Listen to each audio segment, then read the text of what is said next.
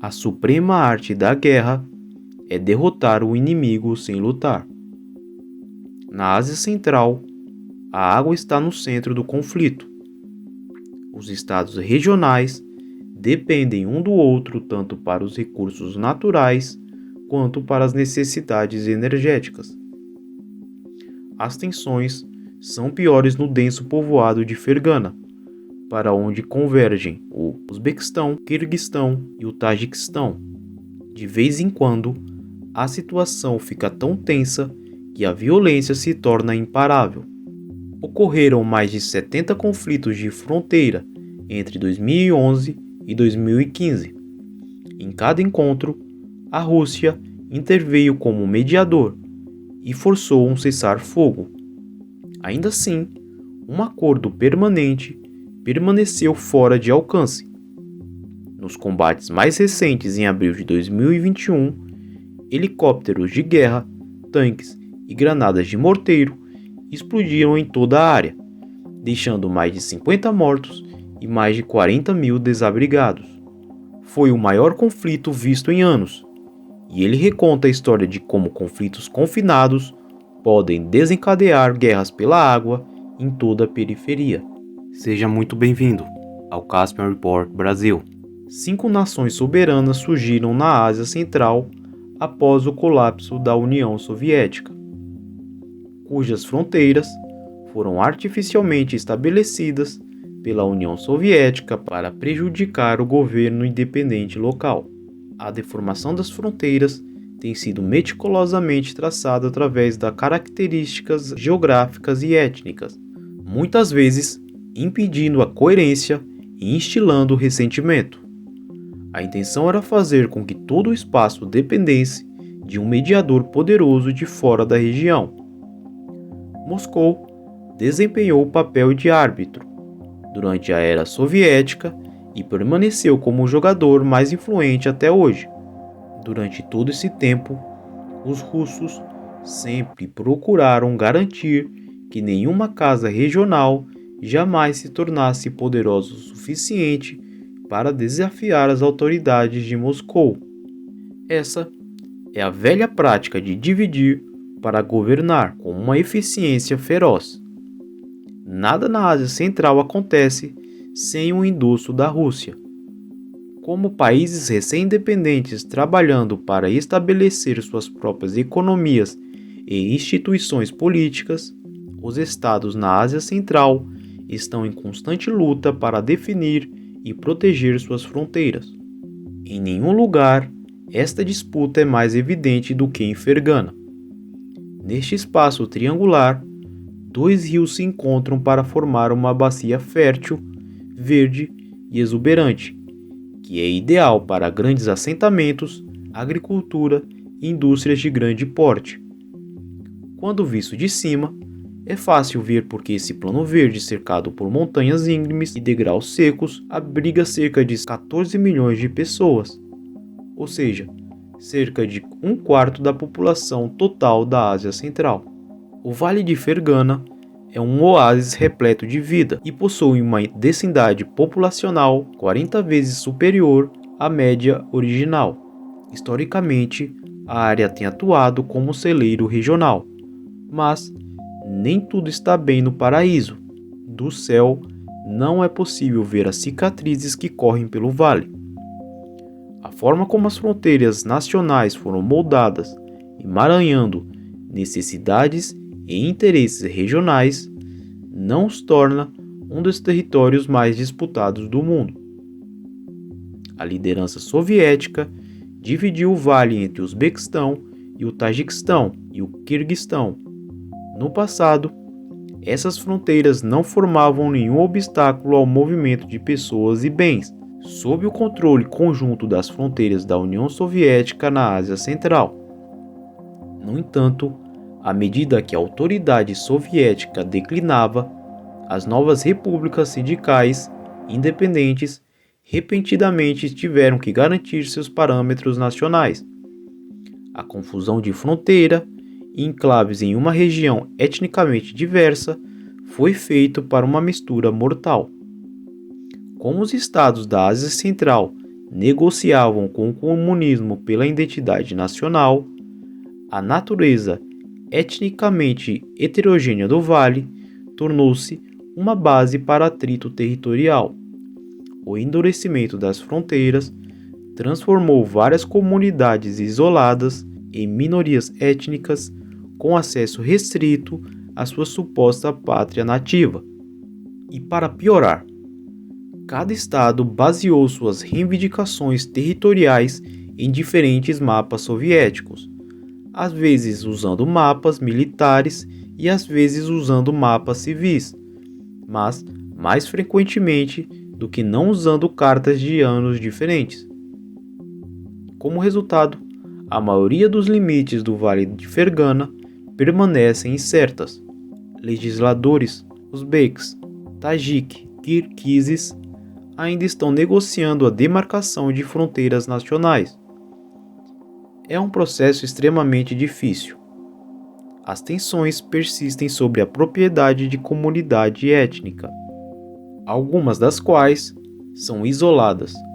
Além disto, existem disputas relacionadas ao controle dos recursos naturais e, em muitos casos, ao acesso a esses ativos. Petróleo bruto, gás natural e riqueza mineral constituem os recursos mais disputados.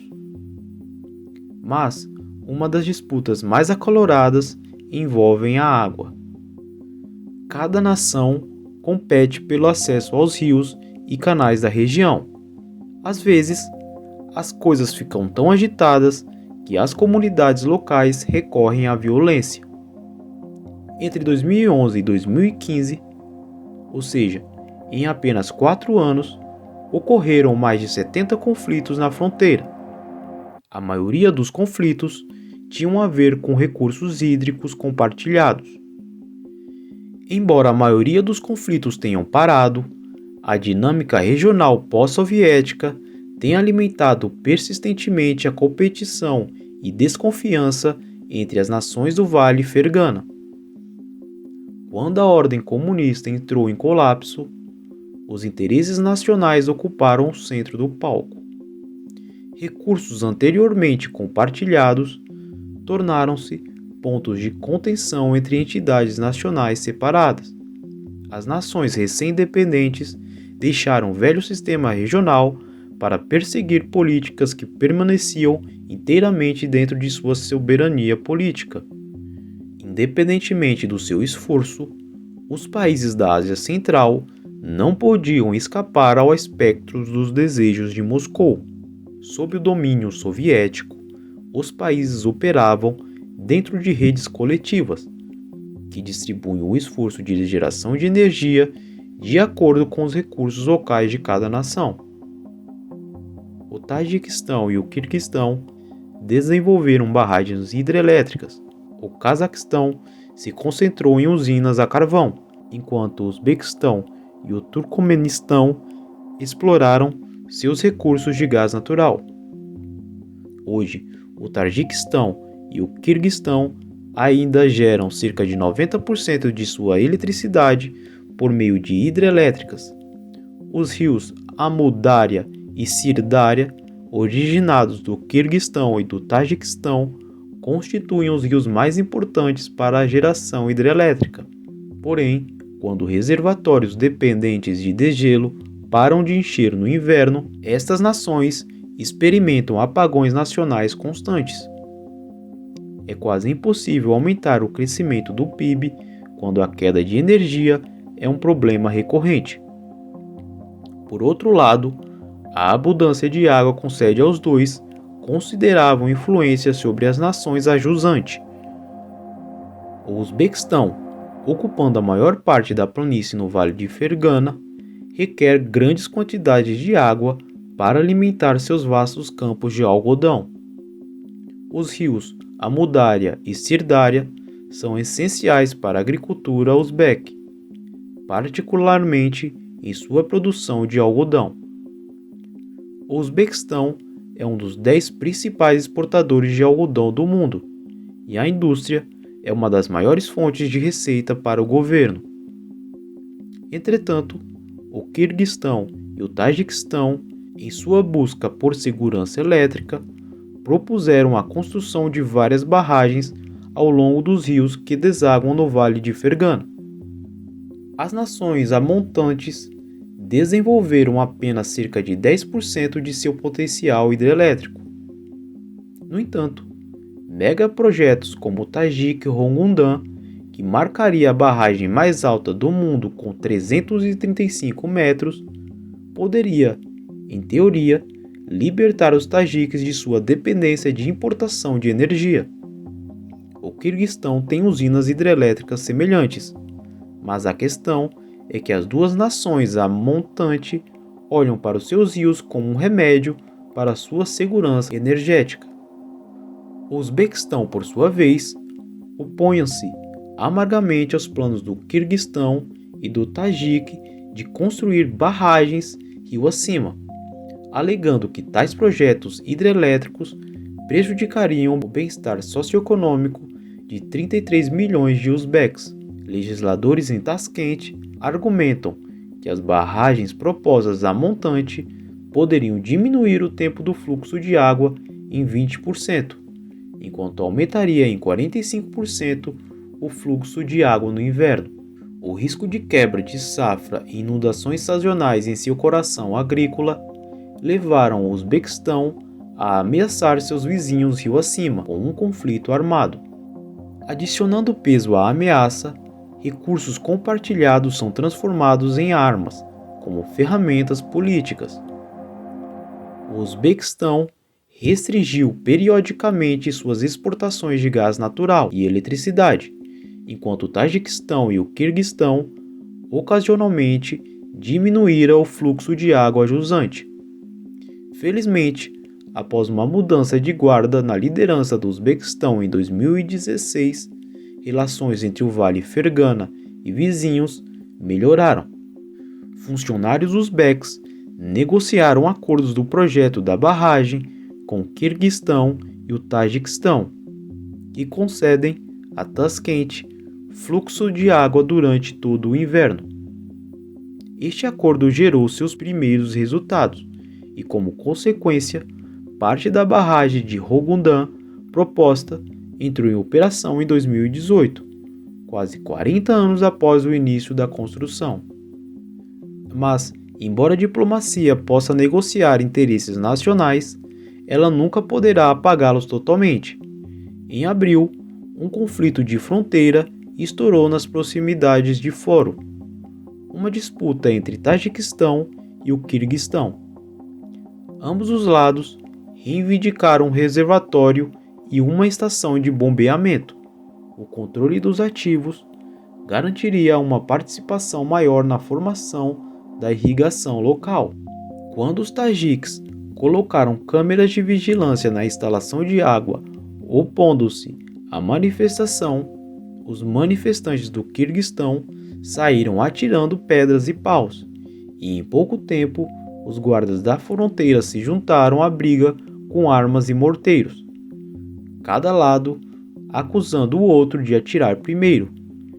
E dentro de horas, helicópteros de guerra, tanques e morteiros devastaram a área, deixando mais de 50 mortos e mais de 40 mil pessoas feridas. Foi a luta mais pesada vista em anos. E, embora o conflito rapidamente diminuíra, foi um lembrete rude de como a situação ainda é tensa. Interessantemente, Foro havia feito parte das negociações de fronteira, onde os legisladores do Quirguistão tentaram forçar seus colegas tajiques a renunciar às reivindicações territoriais em torno do enclave, ou trocar a disputa etnicamente tajique por outro território. No entanto, as negociações permaneceram presas em um impasse, e a pequena escaramuça pode ter feito parte da tática de negociação para aumentar as apostas. Ao mesmo tempo, ajustamente no Uzbequistão, está mais do que feliz em ver seus vizinhos a montante, lutando entre si, porque isso concede aos uzbeques maior alavancagem em negociações futuras. Mas a escaramuça do Tajik no Quirguistão também ilustrou outro ponto: saber como as disputas em águas represadas podem ameaçar a estabilidade de toda a região.